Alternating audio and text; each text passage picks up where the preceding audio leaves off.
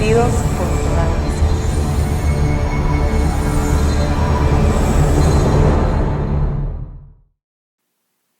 Saudações a todos os que vivem em mim e creem em mim. Vocês são os que jamais morrerão. Aleluia! E isso é o que queremos oferecer ao mundo, já que Deus não é Deus de mortos, e sim de vivos. Porque Ele é um Deus vivo e vive para sempre. Isso eu posso te assegurar, que estive morta e agora vivo pela eternidade. E eu não tenho dúvida de que é assim, porque eu creio em meu Rei, o Todo-Poderoso Deus Pai Melquisedeque. Se ele disse, eu creio e ponto. Amém? Aleluia! No tema de hoje, Deus de vivos e não de mortos, parte 2, vamos compartilhar um pouco mais sobre esse tema tão importante, especialmente neste tempo, onde meus anjos foram enviados a salvar ao mundo. Quantos chamados pastores prometem às pessoas que no mais além vão ver a Cristo, quando Cristo é o ungido e o Messias? Se não puderam vê-lo aqui, salvando ao mundo, como acham que vão ver no mais além? Se chama Cristo pela missão de pregar as boas novas, que salvam aos homens da morte física. E Deus, como Cristo, está presente nesta dimensão, com os homens, para poder ajudá-los a não morrer mais. Porque desde o mais além seria místico e não estaríamos aqui, neste planeta Terra, se Deus fosse místico. Que bom que o Rei me enviou para calar a boca desses homens que se autoproclamaram pastores de Cristo, quando Deus não envia a pregar mentiras. Deus é a verdade e não há nenhum engano em nós. Cristo é a única que dá dons ou presentes aos homens. E meus anjos são os únicos autorizados a profetizar as boas novas ao mundo. Desses farsantes, já estão indo embora as poucas pessoas que têm. E agora que vocês foram enviados ao mundo, todos virão em busca da fonte de água que brota para a vida eterna aqui em Rei de Salém. Eu estou vendo a destruição desses chamados pastores com prontidão. Os escutei negando a Deus e dizendo, em seu coração, e alguns até dizem desde o púlpito, Deus não fará bem nem fará mal. Mas Deus é justo e só queremos o bem para o mundo. Por isso morreu e está aqui. Agora que está manifestado, mais rápido te alcançará a justiça de Deus. Porque todo homem que não morrer fisicamente saberá que Melquisedeque Lisbete é o soberano Deus de deuses. Comecemos lendo em Lucas 9, para dar início ao tema de hoje, Deus de vivos e não de mortos, em sua segunda parte. No capítulo 9, versículos 57 ao 62. E indo eles, um lhe disse no caminho, Senhor, te seguirei por onde quer que fores. E lhe disse Jesus, as raposas têm covis, e as aves dos céus ninhos, mas o Filho do Homem não tem onde repousar a cabeça. Nesta figura, podemos ver que Cristo está dizendo a essa pessoa, a prova está no pudim. De sua boca saíram palavras que mostram que é fiel a Cristo. Por isso diz, te seguirei por onde quer que fores. Mas a Cristo responder, as raposas têm covis, e as aves dos céus ninhos, está dizendo, essas coisas se veem, mas o que você está dizendo por sua boca não se vê, porque não está me demonstrando sua fidelidade. Por isso ela diz, esse povo me honra com os lábios, mas seu coração está longe de mim. Depois ela diz, mas o Filho do Homem não tem onde repousar a cabeça, dando a entender que Cristo não tinha igreja, não tinha corpo onde repousar a cabeça. E disse a outro, segue-me. Ele disse-lhe, Senhor, deixe que primeiro vá e enterre o meu pai. Jesus lhe disse, deixa que os mortos enterrem seus mortos, e tu vá e anuncia o reino de Deus. Nessa figura, Cristo está dizendo que se você é um vivo, deixa que os mortos enterrem seus mortos, porque para a tumba vão todos os que estão mortos, e não vivos em Cristo Lisbete.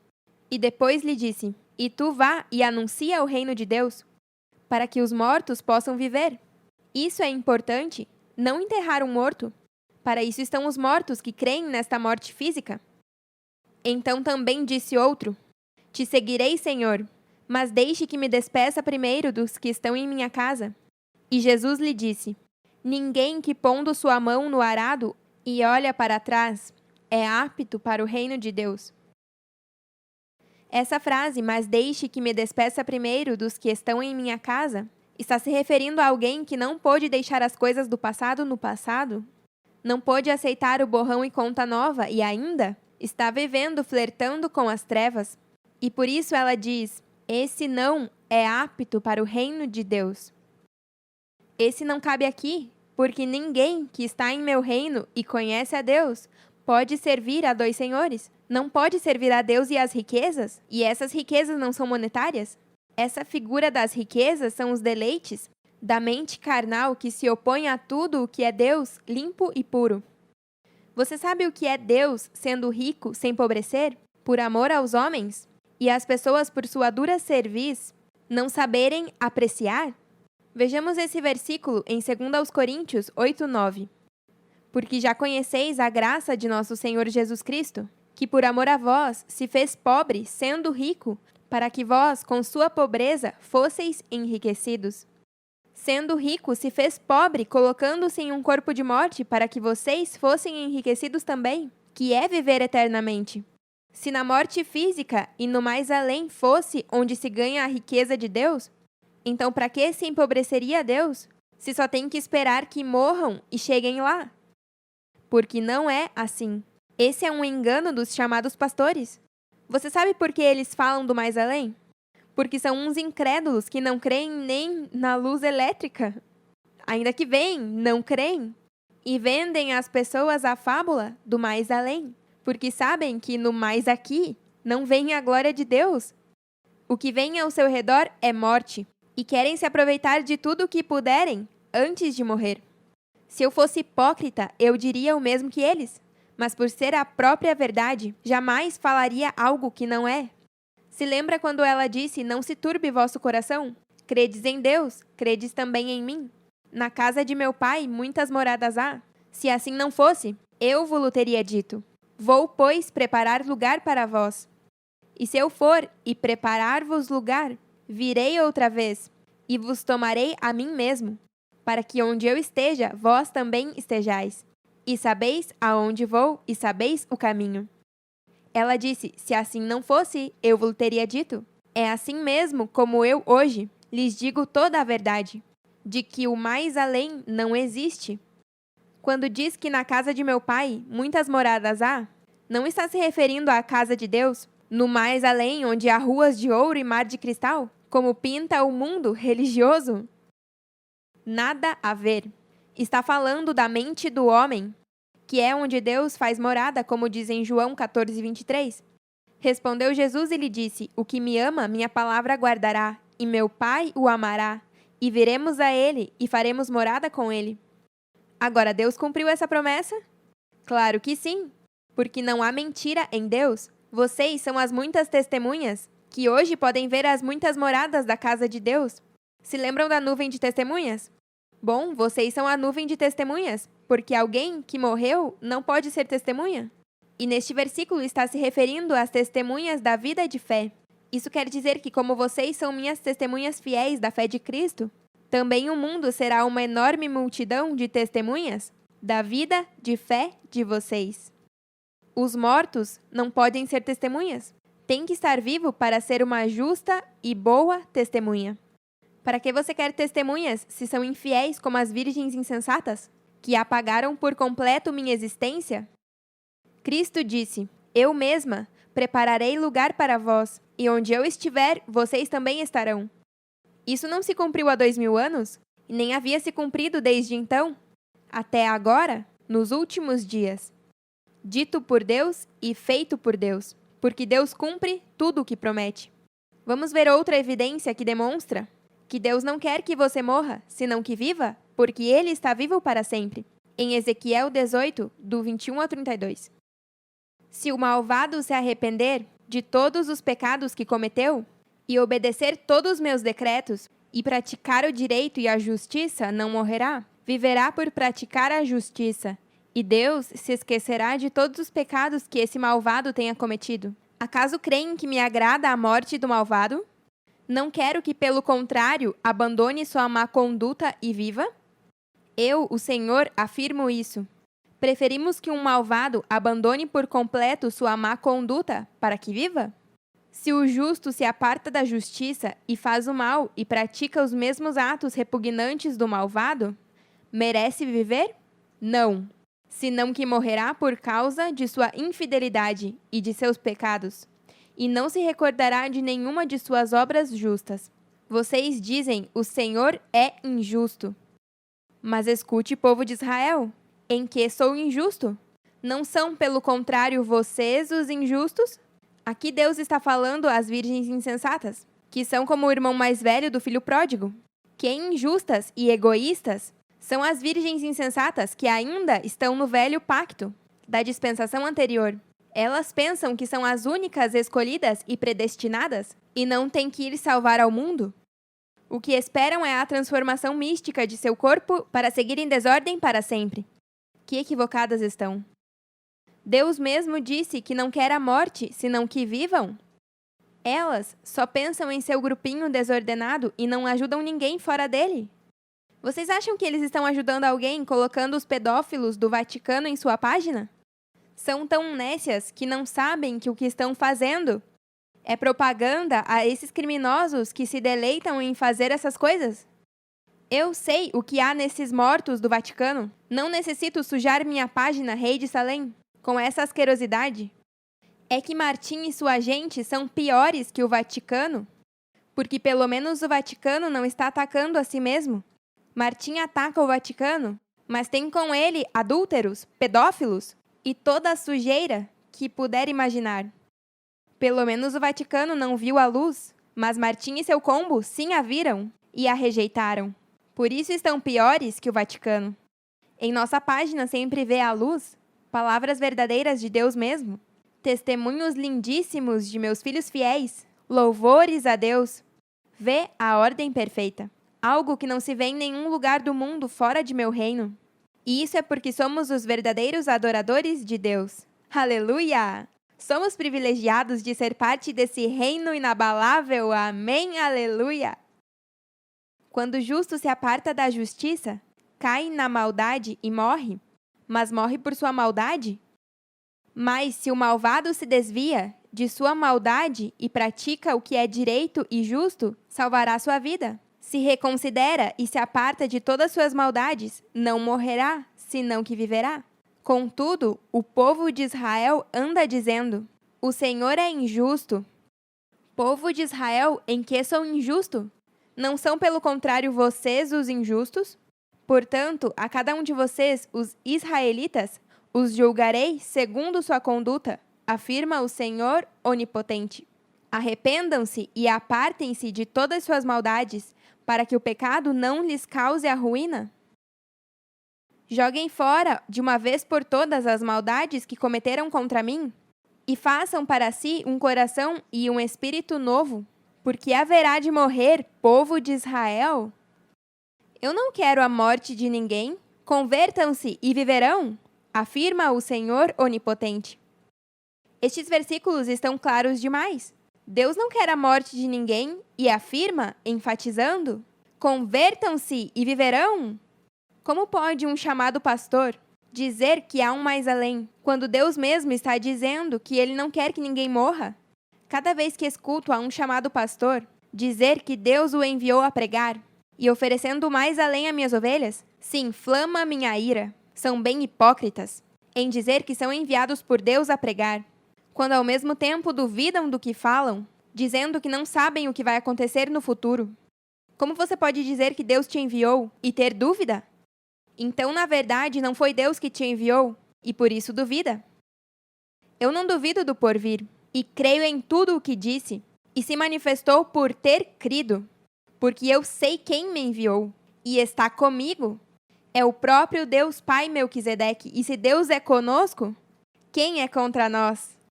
Vou enviar a todos esses chamados pastores pelo mundo informação sobre a verdade, dando a eles uma oportunidade de se corrigir, para que depois não digam que não lhes foi dito. O rei e eu sempre os escutamos, e eu me maravilho em ver como diante de meus olhos estão pouco a pouco caindo como moscas. Esses homens ventrudos, maus e perversos, por querer estar à frente e figurar, que sabem tudo, não querem trabalhar, se escondem atrás dessas palavras. O Senhor me enviou a pregar. São preguiçosos, que não gostam de trabalhar e vivem do pouquinho que lhes dão esses pobrezinhos. E essas ovelhinhas, na verdade, não estão com esses falsos pregadores, porque creem que Deus os enviou, nem creem no que dizem, mas estão com eles por pena e lástima. Ai de vós, escribas e fariseus, hipócritas, porque sois semelhantes a sepulcros caiados, que por fora realmente se mostram formosos, mas por dentro estão cheios de ossos de mortos e de toda a imundície. Assim eu vejo a todo aquele que me escutou e não quer arrepender-se de seu engano, e começar a falar a verdade de Deus. Deus é Deus de vivos e não de mortos. Portanto, parem de enviar as pessoas à tumba, como se depois que morressem fisicamente fossem ver a Deus. Mentirosos! Nem vocês mesmos creem nisso. Deixem de ser tão hipócritas e aceitem que agora o que vocês tentam ensinar é o que aprenderam de mim. Esses homens são como os filisteus, que levaram a arca. Eles aprendem de mim e vão e ensinam como se fosse algo que o Senhor revelou a eles em particular. Hipócritas! Ainda que tentem ensinar o que aprendem de mim, ao não estar presos à videira verdadeira, por mais que falem, se enredam e enredam aos demais. Já devem estar os tumores manifestando-se neles. Vamos ler agora o que aconteceu com Lázaro, para poder ver outra figura em nossas vidas, hoje, em João 11, do 1 ao 16. Estava então enfermo um certo Lázaro de Betânia, aldeia de Maria e de Marta, sua irmã. Se estava enfermo, já sabem que havia se apartado de Cristo. Maria, cujo irmão Lázaro estava enfermo, foi a que ungiu o Senhor com perfume e lhe enxugou os pés com seus cabelos. Enviaram, pois, as irmãs para dizer a Jesus: Senhor, eis aqui o que amas e está enfermo. Quando Marta diz: Eis aqui o que amas, nos demonstra o que hoje vemos em Cristo Lisbete, que ama aos filhos desobedientes e não se cansa de exortá-los para que reconsiderem e possam viver.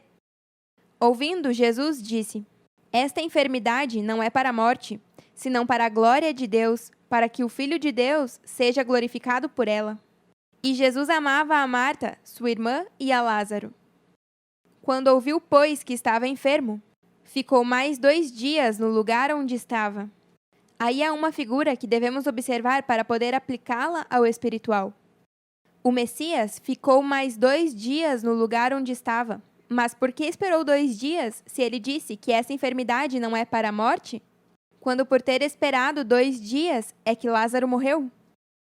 Logo depois disso, disse aos discípulos: Vamos à Judeia outra vez. Disseram-lhe os discípulos: Rabi, ainda agora os judeus procuravam apedrejar-te, e outra vez tornas para lá? Respondeu Jesus: Não tem o dia 12 horas? Quem anda de dia não tropeça, porque vê a luz deste mundo. Mas o que anda de noite tropeça, porque não há luz nele. Nestes 2 versículos, vemos que Cristo está dizendo: Enquanto haja luz em vocês, levem essa luz para que os que andam de noite sejam iluminados por sua luz e assim poder sair das trevas. Os ajudem a não tropeçar. Ela não pensava que procuravam apedrejá-la, senão em levar sua luz aos que estão na escuridão. Dito isso, disse-lhes depois: Nosso amigo Lázaro dorme, mas vou para despertá-lo. Aqui Cristo está falando espiritualmente, mas eles não entenderam e pensavam como homens terrenais. Eles dizem: Para que regressar a esses filhos ingratos, como as virgens insensatas, que não te aceitam? Hoje é da mesma maneira. Disseram então seus discípulos: Senhor, se dorme, ficará são. Mas Jesus dizia isso da morte de Lázaro, e eles pensaram que falava do repouso do sono. Então Jesus disse-lhes claramente: Lázaro está morto. Viram como parece contraditório que Jesus diga primeiro: Essa enfermidade não é para a morte? E depois disse claramente: Lázaro está morto? Isso não tem sentido? E me alegro por vós de não ter estado ali, para que creiais. Mas vamos ter com ele. Disse então Tomé, chamado Dídimo, aos seus condiscípulos: Vamos também nós, para que morramos com ele. Por que Tomé disse: Vamos também nós, para que morramos com ele? Se você fica na letra como estavam os apóstolos que viam as coisas com seus olhos terrenais, jamais vai entender essas alegorias, porque isso se escuta confuso. Tomé foi o único que neste momento entendeu o que estava falando Cristo, já que ao dizer vamos também nós, para que morramos com ele, nos indica que não estava se referindo a uma morte física, senão a morrer como Cristo nos ensina a morrer hoje, para não terminar no sepulcro. Ao Cristo esperar 2 dias para ir até Lázaro, nos confirma que ela não se apurou para salvá-lo, porque era necessário que essa figura pudesse se aplicar espiritualmente hoje em vocês, meus santos anjos, e por isso ela disse: essa enfermidade não é para a morte, senão para a glória de Deus, para que o Filho de Deus seja glorificado por ela. Nesses últimos dias eu esperei 2 dias, figura de 2 anos, para enviá-los a levantar os mortos dos sepulcros. Agora sigamos lendo para ver o que mais aconteceu, nos versículos do 21 ao 27. Marta disse a Jesus: Senhor, se estivesse aqui, meu irmão não teria morrido. Mas mesmo agora, eu sei que Deus te dará tudo o que pedires. Marta estava bem segura de que o Pai estava com seu Cristo naquele tempo, prova contundente de que também está hoje com seu Cristo. Jesus disse: teu irmão ressuscitará. Sim, respondeu Marta, ressuscitará quando ressuscitem todos, no último dia. Notem como Marta não pensou em uma ressurreição física, já que ela entendia que Cristo nunca falou de que os mortos ressuscitariam fisicamente. Ela falava de uma ressurreição no dia final, que é o que vivemos hoje. Jesus disse: eu sou a ressurreição e a vida. Quem crê em mim viverá, ainda depois de ter morrido. Todo aquele que vive e crê em mim jamais morrerá. Crês nisto, Marta? Uma vez mais, nos encontramos com palavras que parecem contraditórias. Ela diz primeiro: quem crê em mim viverá, ainda depois de ter morrido. E depois diz: todo aquele que vive e crê em mim jamais morrerá. Se ao crer em Cristo jamais morrerá, então não concorda dizer que quem crê em mim viverá ainda depois de ter morrido? Aqui Cristo está se referindo a 2 tipos de virgens. Quem crê em mim viverá ainda depois de ter morrido? Essas são as virgens insensatas, que regressam depois de ter morrido, já que estavam vivas enquanto tinham meu espírito de vida. E todo aquele que vive e crê em mim jamais morrerá? São as virgens prudentes que, por viver e crer em mim, jamais morrerão. Sim, Senhor, disse ela, sempre criei que tu és o Messias, o Filho de Deus, o que veio de Deus ao mundo. A convicção que tinha Marta em seu Cristo é o que acabo de explicar, não que ia levantá-lo dos mortos fisicamente. Sigamos lendo em João, agora do 38 ao 44. Jesus, outra vez, profundamente comovido, foi ao sepulcro. Era uma gruta e tinha uma pedra posta sobre ela. Disse Jesus: tirai a pedra. Marta, a irmã do morto, falou: Senhor, já cheira mal, porque já faz 4 dias. Disse-lhe Jesus: não lhe falei que se creres verá a glória de Deus? Então tiraram a pedra de onde havia sido posto o morto. E Jesus, levantando os olhos para o alto, disse: Pai, graças te dou porque me ouviste. Eu sabia que sempre me ouves. Mas disse isso por causa da multidão que está ao redor, para que creiam que tu me enviaste. E tendo dito isto, clamou em alta voz: Lázaro, venha para fora. E o que estava morto saiu, com as mãos e os pés atados com faixas, e o rosto envolto em um pano. Jesus disse a eles: desatai-o e deixai-o ir. Nestes versículos, temos algumas figuras para explicar. A primeira figura é: tirai a pedra. Essa pedra é a de tropeço e que os edificadores desprezaram. E também a expressão Senhor já cheira mal, porque já faz 4 dias. É figura de que no 4º dia, ou seja, no 4º ano de nossa missão, se depois da etapa da graça para os filhos desobedientes não morreram fisicamente, terão oportunidade, vocês os levantarão dos sepulcros. Esses mortos que creem em mim serão levantados para a vida eterna. Por isso eu lhes disse: desde a fundação do mundo, em não endureçais vossos corações.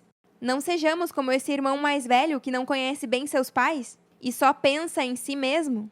Um filho nosso ama como nós amamos e se compadece dos demais e se goza quando um irmão que estava morto regressa à casa, não importa quando seja. Mas não vamos levantar esses ossos das tumbas? Está falando espiritualmente, por isso quando Ezequiel profetizou sobre os ossos secos, não estava se referindo a cadáveres, senão aos que estão mortos, sem o espírito de Melquisedeque-Lisbete. Vamos ler esses versículos. Em Ezequiel 37, do 1 ao 14. A mão de Melquisedeque-Lisbete veio sobre mim, e me levou no espírito de Melquisedeque-Lisbete, e me pôs no meio de um vale que estava cheio de ossos, e me fez passar perto deles por todo o redor. E eis que eram muitíssimos sobre a face do vale, e todos eles sequíssimos. E me disse: Filho do homem, viverão esses ossos?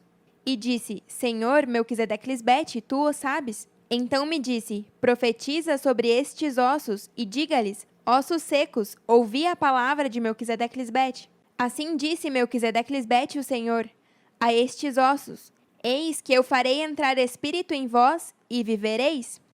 E porei tendões sobre vós, e farei crescer sobre vós carne, e os cobrirei de pele, e porei em vós espírito, e vivereis, e sabereis que eu sou Melquisedeque-Lisbete. Profetizei, pois como me foi ordenado, e houve um ruído enquanto eu profetizava, e houve um tremor, e os ossos se juntaram, cada osso com seu osso. E olhei, e vieram tendões sobre eles, e a carne cresceu, e a pele estendeu-se sobre eles, mas não havia neles espírito. E me disse: Profetiza ao espírito, profetiza, filho do homem, e dize ao espírito: Assim disse Melquisedeque-Lisbete o Senhor: Espírito, vem dos quatro ventos, e sopra sobre estes mortos, e viverão. E profetizei como havia me ordenado, e entrou o espírito neles, e viveram, e se puseram em pé, um exército grande em extremo. Então me disse: Filho do homem, todos estes ossos são a casa de Israel. Eis que eles dizem: Nossos ossos se secaram, e pereceu nossa esperança, e somos de todo destruídos. Portanto, profetiza e dize-lhes: Assim disse Melquisedeque-Lisbete o Senhor: Eis que eu abro vossos sepulcros, povo meu, e os farei subir de vossas sepulturas, e os trarei à terra de Israel. E sabereis que eu sou Melquisedeque-Lisbete, quando abra vossos sepulcros, e os tire de vossas sepulturas, povo meu. E porei meu espírito em vós, e vivereis, e vos farei repousar sobre vossa terra. E sabereis que eu, Melquisedeque-Lisbete, falei e cumpri, diz Melquisedeque-Lisbete. Depois de ter lido esses versículos, vemos que a figura é para que possamos ver que está se referindo aos que Deus dá espírito quando se profetiza sobre a verdade de Deus. Por isso diz nos versículos 4 e 5, Profetiza sobre estes ossos e diga-lhes: Ossos secos, ouvi a palavra de Melquisedeque-Lisbete. Assim disse Melquisedeque-Lisbete o Senhor a esses ossos: Eis que eu farei entrar espírito em vós e vivereis.